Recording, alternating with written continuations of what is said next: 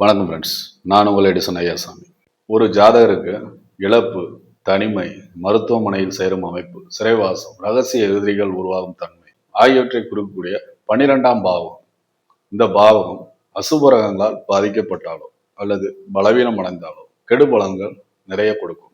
விரயம் சார்ந்த பிரச்சனைகள், அனாவசியமான செலவுகள், நிதி இழப்புகள், கடனால் அதிக சுமை எல்லாவற்றையும் கொடுக்கும். அதே போன்று ஆரோக்கியம் சார்ந்த பிரச்சனைகளில் முதலில் தூக்கமின்மையை கொடுக்கும். அதாவது இரவில் உறக்கம் கெடுதல், மூட்டு சம்பந்தமான வலிகள்.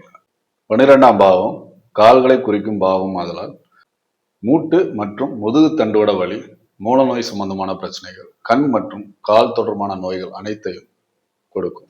இது லக்னத்திற்கு விரயஸ்தானமாக வருவதால் ஜாதகர் தனிமையை விரும்பி தனிமையாக ஒரு லோன்லினஸ் ஃபீலோடு இருக்கிறது, தான் செய்த குற்றங்களுக்காக சிறை தண்டனை போன்றவற்றை அனுபவித்தல், சூழ்நிலை கைதியா இருக்குது, பிடிக்காத வேலையில பிடிக்காத சூழ்நிலையில வருஷ கணக்கா இருக்கிறது போன்ற விஷயங்கள் இருக்கும்.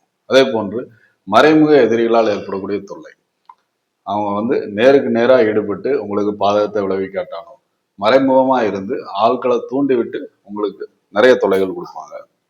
அதே போன்று பயம், கவலை, சந்தேகம், மனச்சோர்வு இது எல்லாமே இருக்கும்.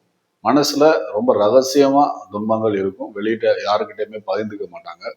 அதே போன்று தன்னையே நாசம் செய்யக்கூடிய, லக்னத்திற்கு விரயஸ்தானமாக வர்றதுனால தன்னையே நாசம் செய்யக்கூடிய போதை பழக்கம் அல்லது போதைப் பொருட்களை சமூகத்தில் விற்று அதன் மூலம் பெறக்கூடிய தண்டனைகள் அனைத்தையும் குறிக்கும்.